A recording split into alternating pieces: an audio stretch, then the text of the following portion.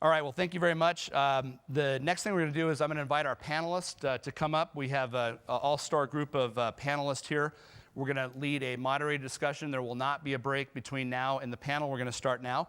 So if you need a bio break, go ahead and do that. But if the panelists from HP, Trend Micro, Zix Corporation, Varonis, and Nth Generation could come up, we'd appreciate it. And we'll start our panel here in just a moment. I just want to thank especially Hewlett-Packard and their involvement in today's event. And I also want to share my personal experience with Nth Generation. I think that they are a company that has a great vision. They are a security baked-in organization. They also do see the complexity of this innovation, security, and privacy paradigm. So I appreciate them having me here today. And what we'll do is we'll do a quick intro of our esteemed panelists today. And what I'll do is I'll actually put up their slide. That's me, you know me. We'll next, let's see. There we go. What I'd like to do is have each panelist just do a kind of 1-minute introduction of themselves, and we'll start with Troy. Thanks, Darren. Troy Roberts. I'm Vice President of Sales for the United States and Latin America for Enterprise Security Solutions. 20 years plus now in the IT industry, the last 10 in security, both with HP and Symantec. Thanks. And next is Sanjay Mehta. Hi, I'm Sanjay Mehta from Trend Micro. I head up our U.S. enterprise business. About 15 plus years in security across hardware, software, and services. Most of my time has been in the States. I've done a little bit internationally as well, so I can bring a bit of a global perspective on what's happening out there. Thanks, Sanjay. And Neil, you're next. Neil Farquharson from Zix Corporation. I was born in Scotland and graduated from the University of Glasgow back in 1991. I came to the USA in 2002 to study for my second degree when I discovered Southern Bells. I thought that Southern Bells in Texas were a Hollywood invention, a bit like Disney with Mickey Mouse, but I can tell all the folks back in the United Kingdom that they really do exist. In fact, I went on. And Neil, I was just going to say I was recently in Scotland and discovered Scottich beer, so that also exists and is very pleasing as well. Thank you. I'm a big fan myself. Thank you, Darren. So I came to Dallas, and I was hired by Alcatel-Lucent, where I worked on a team that were developing new optical transport equipment, and in particular, merging traditional telephony equipment with IP traffic. Later, I moved to a company that made data centers, and more recently, I've been working for Zix, a company that specializes in encrypting email and DLP, and we also have a unique solution that stores or secures data that would otherwise be exposed on mobility devices. Thanks. And Killian? Hi, I'm Killian Engler, technology strategist for Varonis. I started my career about 8 years ago in the pharmaceutical industry doing security engineering. And from there, I decided to move into more of the vendor space when I discovered Varonis. And really wanted to bring the message to the customers and the folks that I had met in the industry and share what I'd learned at Varonis through being a systems engineer. And I've worked my way up within Varonis to become, again, a technology strategist to try and bring it to a wider audience. Thank you. And Jerry Kraft. So I'm Jerry Kraft, senior security and networking consultant here at Nth Generation. Been with the team for about 3 years, working with customers, helping them identify and mitigate risk. Prior to coming to Nth Generation, I was at a $5 billion financial institution here in Long Beach as their information security officer and first vice president. And I did that for about 12 years, but I was with that company for about 17. So IT and security experience about 12 to 15 years now. Thanks, Jerry. So we'll start out with a few questions. I want to remind folks that are here that we have a microphone placed here and one there. And remember the little training that you got on how to adjust the microphone if you need to. But let me just ask the first question to get the ball rolling. And I'd also like the audience to be thinking of questions. And as soon as you have a question, please approach the mic and I'll recognize you immediately. What are the top 3 vulnerabilities that organizations, public and private, should be protected against in today's environment? And let's do round robin, meaning if you have an answer that you'd like to provide, great. We don't necessarily have to go down the line. But we will start with Troy. Okay. I think of this a little differently, Darren. I think about not necessarily specific vulnerabilities, but what are the types of behavior and that we need to be identifying and correcting, and where can we better spend our money so that we don't put vulnerabilities on ourselves unnecessarily.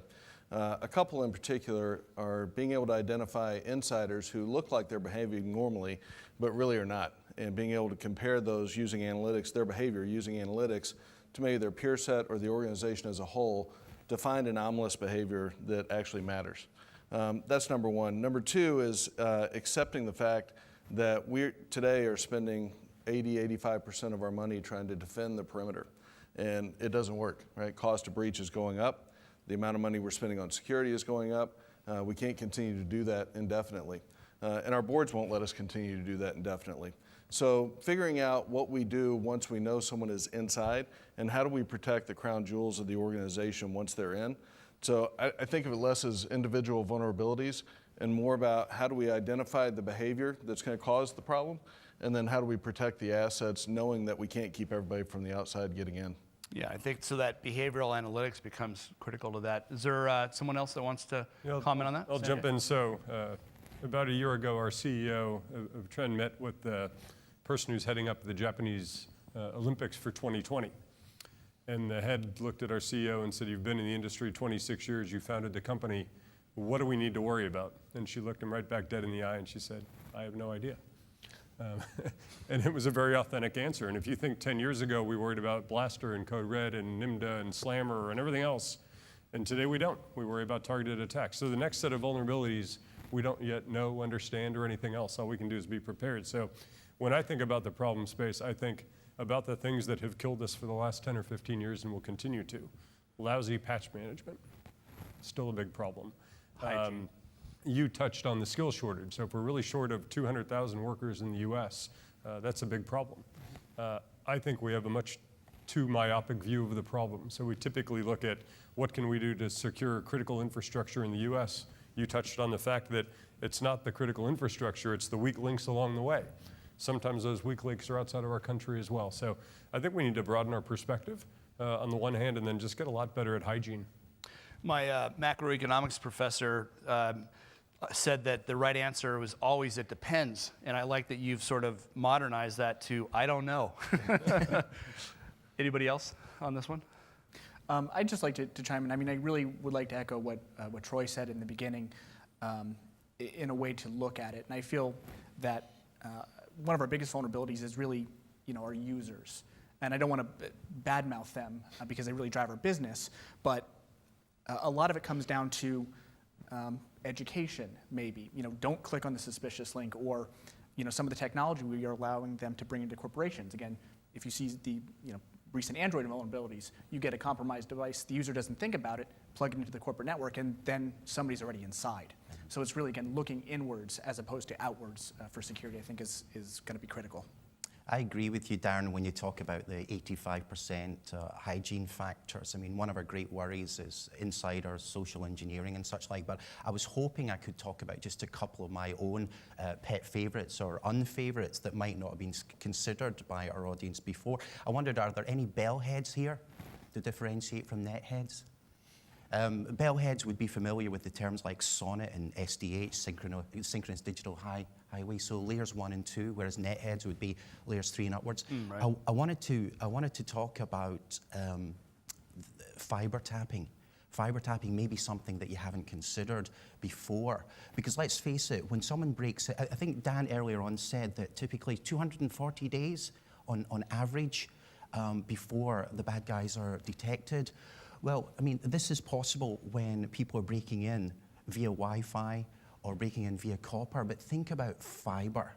The old bellheads will know that if you start to bend a fiber, think back to high school physics, as you slowly bend that fiber, there reaches a point where some of the signal is refracted out, and that signal can be detected. And at the other end, unless you've got a very fine power meter, you're not going to detect that anything's happened. So it means that the bad guys can actually listen in on your traffic indefinitely, and there never will be a log because there never is a footprint. And this is something I think we need to worry about a great deal. The second thing I wanted to mention was, think about credentials when they're getting grabbed from mobility devices. There's the Verizon DBIR report, Missouri Data Breach Investigations report from Verizon. They gave two figures. I think it was 0.68% of all mobility devices right now are compromised. Only 0.03%, are compromised very, very badly, and therefore it's not seen as a threat. Yet somewhere else on the study, they talked about quite a large number of credentials being stolen from mobility devices. So you have to think to yourself, how can that be possible? And the answer is, it's by stealing mobility devices. Now, the vast majority of mobility devices are stolen by opportunist thieves. And what's the first thing they're going to do is they're going to take it home and they're going to wipe all the memory. So what's the point in us having a remote wipe if the bad guys do it for us? Yeah, so we have to be considering that tiny, and I'll finish now, just that tiny number of data brokers, information espionage people that are capable of getting into your mobility devices once they're lost or stolen. So we need to think about how we're going to protect that information when it's in the permanent memory of a smart device that's lost. Thanks, Darren. Thanks. So the Verizon security report does suggest that the average breach time currently is about 262 days. The longest breach time is over 3,000 days. So you're talking about a company that's been owned for nearly a decade, right? And by the way, yeah, I'm sorry, I was just looping around, but we can come back to Jerry as well. Go ahead, Jerry. Well, thanks, Dan. He was going to be first on the next question. I figured that's where I was going to go. I'll take the second question just fine. I think that these guys did a great job on the first question. With the second question, what has been one of the most shocking vulnerabilities I've seen in my security career, and how did any specific technology help to resolve it? Well, technology didn't on this particular one. The most important security vulnerability I see is not having an incident response plan, not having a plan of action when you are breached. And let's say that again, when you are breached. We should all realize that we're going to get breached, and what are we going to do after the fact? And that's how we kind of address disaster recovery. If you think about it, you thought about it and you said, I am going to have a disaster, do the same for incident response, and make up that plan, figure it out. And Jerry, when do companies start that recognition that they need a plan? Like you and your team are out there talking on a daily basis. Is it something that you see percolating in the psychology of customers, or is it always after they get nailed for the first time? Well, when somebody close gets nailed is what it really turns out to be. When Competitor, somebody in their partner. business space, right. Yep. When they get nailed, then it's kind of interesting. What am I going to do now? If a partner gets breached and you don't have an incident response plan with your vendor relationships, that could be another issue, right? Who's going to maintain the breach? Who's going to do the forensic response? Who's going to take care of what? And make sure that that all happens correctly. And when Heartland was breached and I was still working at the bank, we had to figure that out fairly quickly, because Heartland wasn't our fault that the credit cards were breached, but our customers were definitely affected. Yeah. So let's go to question number 2, and we'll start with Sanjay on this one. So what are some of the most challenging or shocking security vulnerabilities that you've seen during your career? I look at it like Jerry, but flip the coin over, actually. So I think that we need to stop blaming the victims, right? Everybody is a target. And when somebody else gets hacked, you should feel lucky it wasn't you. So when I look at it, there are a lot of good decisions being made on how to secure corporations. Some are having good outcomes, some are having bad outcomes. Those aren't the problems. The problem is the guys making lousy decisions, to not implement the right tools, to not train their staff, to not monitor continuously. Some of them get lucky and have good outcomes. We shouldn't applaud them either. And some get unlucky and have bad outcomes. And those are the decisions that plague me. So large organizations that feel like their users can do whatever they want, and we've talked about it. So they click on things, and you see some of the biggest resources companies in the world struggling with CryptoLocker, which just 4 or 5 years ago was designed to prey on old ladies, and now preys on corporations. You see folks who advertise themselves as hosting provider with thousands of servers that run server security on maybe 1,000 of them, because they can't quite figure out the economics of how to upcharge their customers for a more secure platform that their customers believe is secure already. So I think we need to focus on the folks making the bad decisions and help them get a little bit smarter and stop publicizing the folks that tried pretty hard. There was an article recently about should CISOs and executives go to jail if they're breached. It's ridiculous. Actually. Well, it's interesting. There are those folks that are responsible, and heads have been lost, right? So that has certainly, from our standpoint as security professionals, hit the radar. The CISO of Sony was dismissed, as well as a number of other folks around her. And then on the Target breach, you had all the way up to the CEO, right? So that's obviously gotten board attention.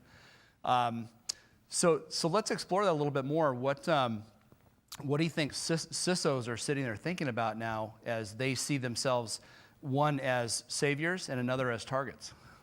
How should CISOs be balancing out that tension? Yeah, it's tough, right? I mean, and it's interesting. You point to some pretty major breaches. I wonder how many applications they got to take the job after that, right? So you're digging out of a pretty big hole. So I think it's a bit of a reboot in how we address it, and a lot of the folks have talked about the problem space. But even as a technology vendor for 15 years, that's one small piece of the problem. And we were talking backstage, and operations is a huge piece of the problem today. So folks are buying stuff whether they implement it or not. They don't have operational staffs. They don't have expertise. They don't understand advanced malware. So I think we just need to broaden the perspective of the solution space, and CISOs need to drive that at a leadership level and not act like they have been in the past. Well, I also think they've got to be able to articulate to the board effectively that compliance and security are not one and the same. Right. And a lot of the big name breaches that we've seen, right, they were PCI compliant. Yeah. PCI compliant did not protect them. We had a customer of ours that they implemented the technology that they've bought from us now. Yes, they would have still been breached. Yes, the numbers would have still left there, the credit card numbers would have still left their environment, but it would have been useless to the bad guys that took them. So they were compliant, they were still breached, they still lost customer data. So how do we get them to change that stance with the board that audit and compliance is not the answer, it's just part of the answer? Yeah, it's great comment.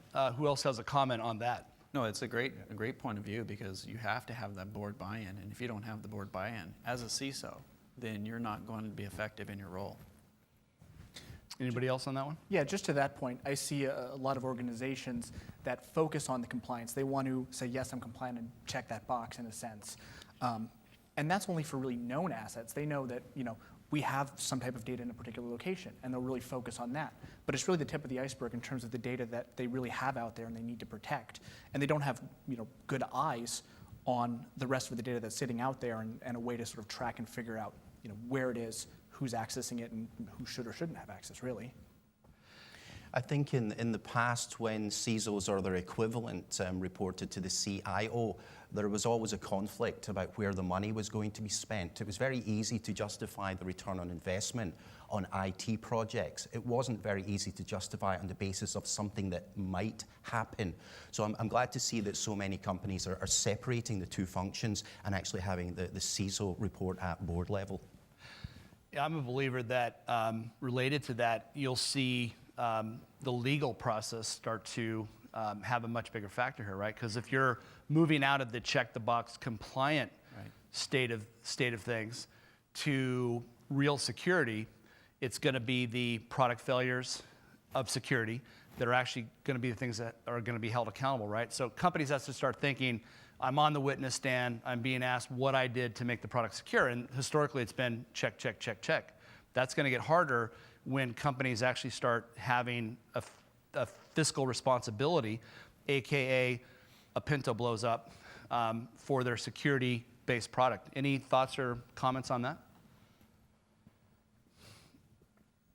Yeah, I like how you put it. It's pointed. I mean, basically, and you have to have that kind of idea and thought process in place. You really do. I'd add maybe two elements. One is that we all know security is a defense in depth strategy. So figuring out what control failed will not be trivial, and what controls were in place but improperly configured. So I think there's a depth to that problem space. The other is jurisdiction, which from a legal perspective, in the physical world, it's really simple. Mm-hmm. And in the cyber world, it's very complicated. So until we get governments cooperating, organizations cooperating across international boundaries, we've got a long way to go. Yeah, I mean, I think it's one of the biggest challenges, right, is how can we prosecute these cases? You know, you look at every local jurisdiction in law enforcement, they're all completely underwater in these kind of cases because that's who people call first, right? Whether it's a business. So it's either going to be the local police or the FBI, right? And they're underwater prosecuting 0.001 of the cases. And the jurisdiction issue is a huge part of that. Let's go old school on question number 3. We'll start at the other end and work our way down. So in your opinion, what should the level of involvement by government and be to protect U.S. businesses? What is their obligation in that tension between the public sector and the private sector? And looking at, you've got on the one hand the Department of Commerce, who wants to bolster productivity. You have the FTC, who wants to be the watchdog of privacy. How does the government balance that themselves? How do they then balance that with industry? So having worked at a bank, I've had a lot of experience working with the government at that level, as well as other levels. I've worked on it with both the blue team and the red team, to be honest. From a blue team perspective, you know, I've had the FBI and the Secret Service come to me and say, hey, we see you're having issues with something, can we help? And that's been actually very good, successful. The FBI will only touch it if it's 50 grand or higher, but the Secret Service has been very helpful in identifying what's coming from where and then going after those entities overseas, nation states primarily. And that's the next threat we all need to be prepared for. I think Sony has exemplified that very well. I think the Sands Casino, when Iran decided to wipe out all the systems on the gaming floor, that probably hit a lot of people very hard. So these nation states are very big. From a red team perspective, I've worked with United States Air Force cybersecurity aggressors, and those guys are pretty sharp. So we have the tool sets, we have the people, the government is involved at some level, but as nation states continue to attack, I think we're going to see more and more activity on their part. Right. Killian, can you add to that? Yeah, sure. I mean, I think that's great, and that's a perfect point. From sort of the private business sector, I'm not sure additional direct involvement in terms of laws would really be applicable or a great move, but what the government is good at is setting up programs, so resources for businesses to buy into, to get training, to maybe grants to train our security professionals better up to a higher standard. Because if we're not doing it, if we're not bringing our businesses up to that level, some other country's going to come after us and get our data. Yeah. Great. I agree with Killian. I don't think we should have a situation where senior people are going to jail because of breaches into their networks. I agree with Killian that the government shouldn't intervene directly, but should set up the means that information can be shared by everyone. So that the moment that one company or organization gets hit, they share it right across the board so everybody can start working on it right away. So let me just divert a little bit from that question, because I think information sharing is a big one when you talk about public-private partnership and also even intra-industry. Sanjay, can you touch and provide your point of view on is information sharing viable really, like compliance versus security?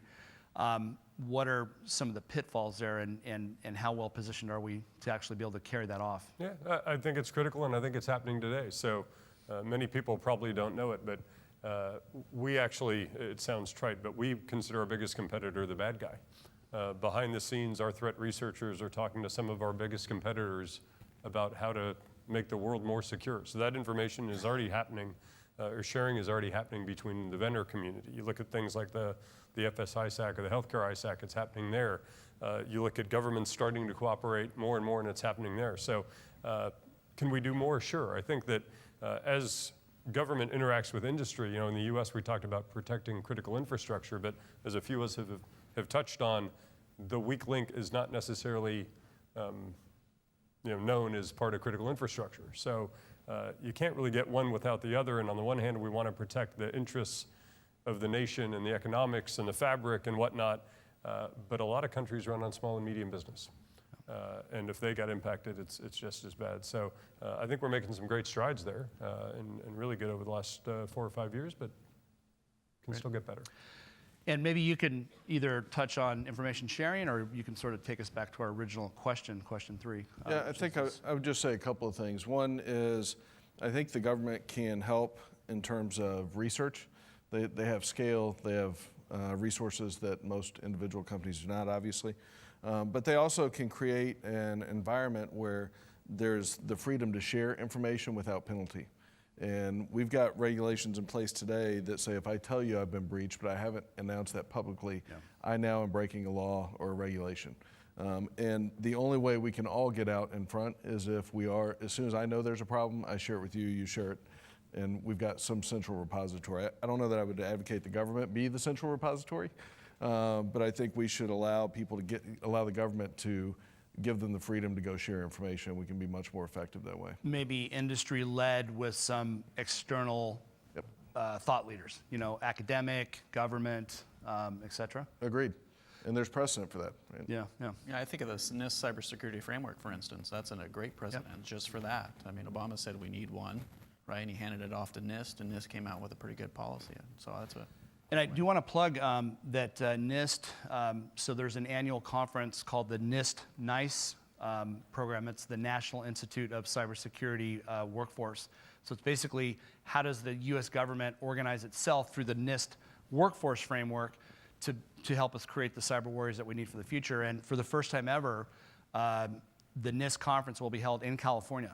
And in fact, in San Diego, November 3rd and 4th. We've been lobbying for it for California for about 4 years. They've had 6 of them. This is the next one after that. And it will be in San Diego this year. So I'd encourage a good turnout for that and a participation in this bigger issue. Well, good. So I'd like to continue on with this exploration of this tension between security and privacy, because I think that's a good place for us to go at this point. How do we make that resolution between the law enforcement piece, which has a certain obligation, information sharing on the other hand, but then sort of people's privacy, especially in the U.S.? Darren, if I may, I'm thinking back to July of last year when the U.S. Supreme Court made this decision regarding cell phones or smartphones that absolutely floored law enforcement in the U.S. I'm thinking back to when 2 cases went to the Supreme Court, and up until that point, police officers had always been able to go into the suspect's pocket, take out the cell phone, and call up all the information on that cell phone. Now, what was amazing, surprised so many people, was that it was unanimous. The right-wing and the left-wing Supreme Court justices all agreed with each other. Now, in my view, this is going to trickle down over time. And so you have to look ahead and think, what's going to happen when businesses are looking at, what did you call them earlier on? Bring your own insecure device? Did you say that? Yeah. Insecure. When people are bringing in their own BYOD devices, in a couple of years from now, once it's trickled down to the lower courts, will it be legitimate? Will it be legal for us as businesses to go into these smartphones and see what the person's doing, what applications they have? And indeed, if the device gets lost with corporate data on it, will we have the legal right to remote wipe it? Because if I may just extend it, the point just a little bit, imagine that you have a party for your 6-year-old daughter, and you take these photographs, but you're in a bit of a rush, and you don't have time to upload it to the cloud. You lose your phone, and the company wipes all these photographs. They've gone forever. What would be the implications for the employer under these kind of circumstances? Like your Bitcoin transactions or something that didn't get uploaded, maybe. Even worse. Good. Do we have any audience questions? I want to make sure that we participate. Sir? Yeah, so I think over the course of this discussion and Darren, your presentation, I think touched on all areas of this, but specifically, so in the last few weeks, I believe it was done by some academics, but they demonstrated remote vulnerability in Chrysler automobiles over the air. And since then, the automotive industry has been going to the government and saying that, hey, these white hat attacks need to be limited, and they're trying to use DMCA as a way to make these white hat activities illegal in some way.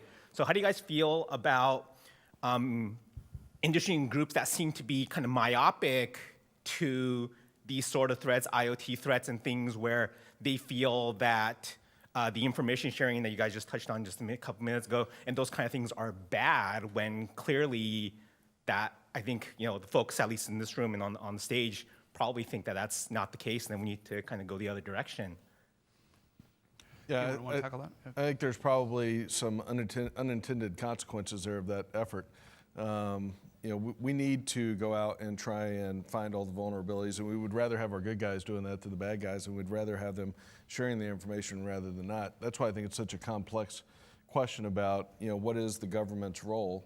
And then to Sanjay's point earlier, what the U.S. government says is one thing, but that doesn't govern or even ensure communication and consistency internationally by a long shot. So I don't think there's a simple answer to the question. But I think it's up to us to continue to advocate that we have white hat activities, because if we don't, we're going to fall further behind than we are today. Yeah, I was wondering, Jerry, if you had a concept of that, like, so you've got these industries that are organizing themselves, right? They see the handwriting on the wall, and they see it as more cost on us, more liability on us.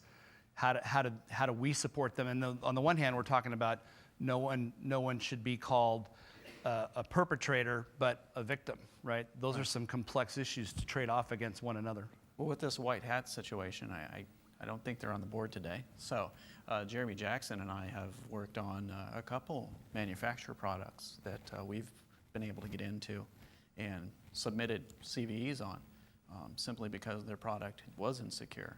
And they would have never looked for that. They would have never found it. They would have never taken ownership of it until it was brought to their attention. And having white hat hackers do it ahead of time does prevent the risk. Yeah, I'd like to know what the panelists think about companies becoming more open and engaged. I see more engagement.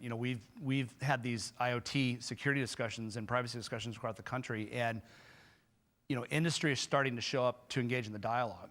The challenge is this mindset that we've never done it before. We've never had to build security in. Like, we don't think that, somebody that made a refrigerator is thinking about security because they've never connected up to the internet. Now it changes their whole workflow, and especially sensitivity in healthcare industry, insulin pumps and so forth, all of which have been hacked, pacemakers.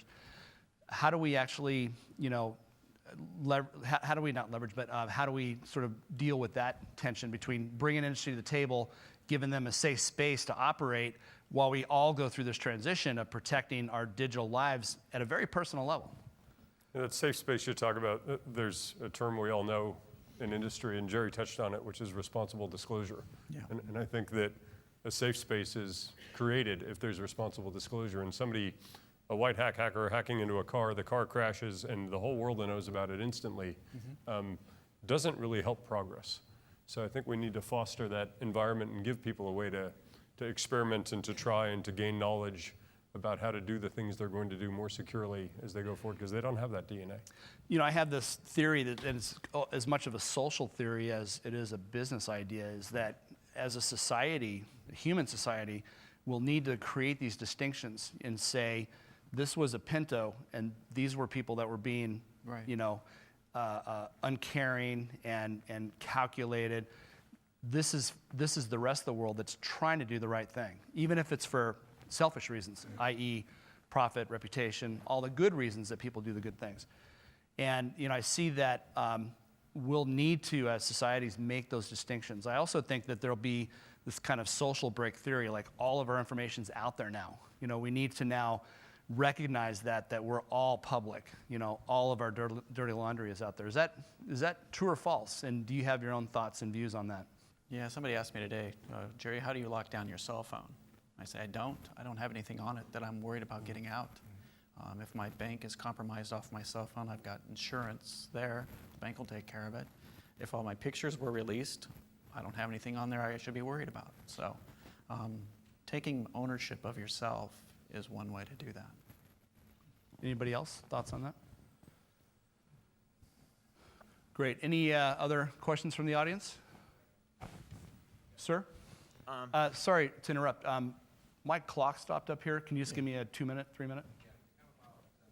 7 minutes? Okay, I got it. Sir? Okay, I've noticed recently a lot of people have been testing the hygiene of their organization, sending out fake phishing attempts. Have you guys performed these operations? And what do you do with the people who have, fallen for it? think that depends on the customer that you're performing that action for or on behalf of. Some just want the data in aggregate and know that they've got some percentage of people who responded to the attack in the way that they didn't want them to. Some people want to take action directly on those individuals. Where we've done this in the past, we advocate kind of against the latter and are a proponent of the former. Because most of the time when people do that, it's because the training's ineffective. There's a culture of allowing end users to do whatever they want. There are a number of reasons that contribute besides someone just doing something stupid. Right. So we do that, and actually even less sophisticated than that. You go into a parking lot and drop USB keys, and people will pick them up and go walk inside and plug them into their computer. No matter how, Even today. Even today. This parking lot. It's unbelievable. So we do that, but I think most companies in general want to use it as an education tool rather than a penalizing tool.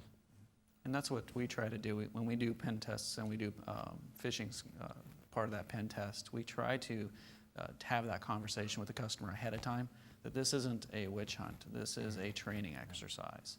And it's whether or not your policies actually did what they were supposed to do. And was your security training good? So that's how we address it. And how are companies like Nth preparing themselves for this new environment? Are you now solidly in the IoT pen testing space and adopting tools and tactics and techniques? Well, if Jeremy's in the room, he's probably smiling really big right now because he loves to test Internet of Things. And we're very big on doing the little pieces and finding out how things are working and how they affect our customers, to be honest. That's the real goal. Yeah, I would say too, HP is as well.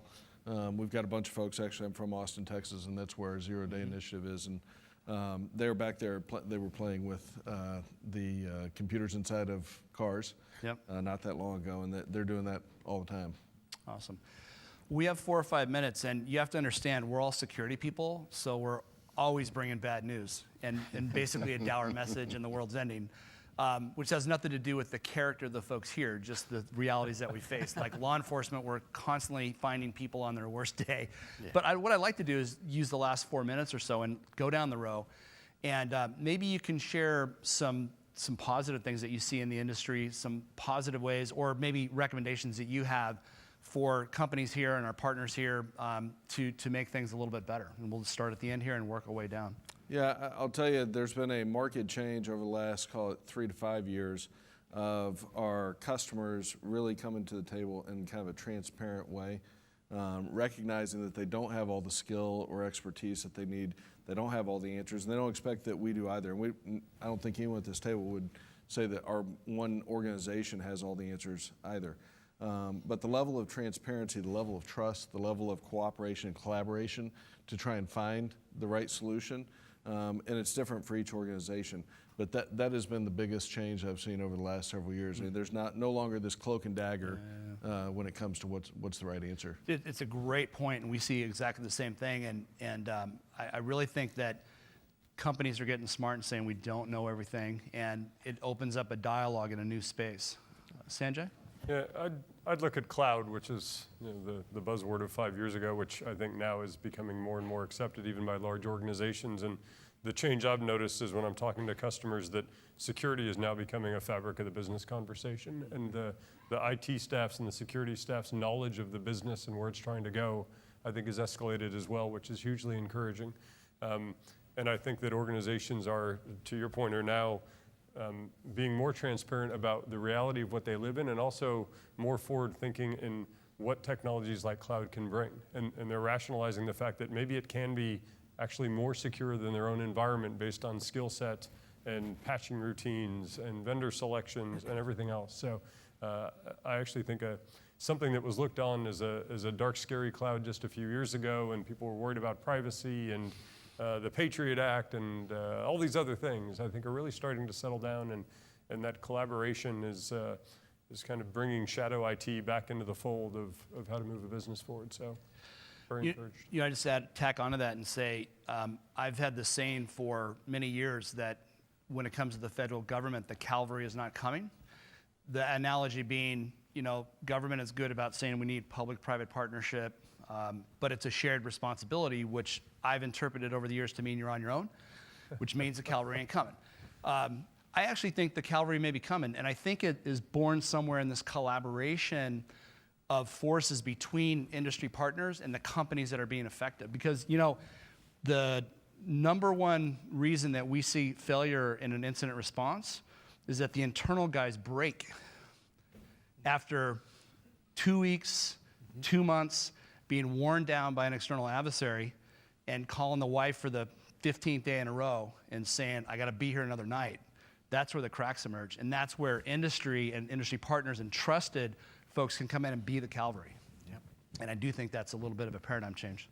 Darren, I'll be brief. I'm very happy to see that the blame culture for the employees has gone away, with professional CISOs now in the picture. In the past, we tended to look at our employees and say, oh, they made that mistake, they were stupid, we need to train them. But the fact is that since 2007, productivity has been going up and up and up, but we haven't been going back up to the 2007 staffing levels. So people are very, very busy. They don't have the bandwidth, they don't have the spare time. They were hired with specific objectives, and their job security and their bonus is based on these objectives, and they're not IT or security experts.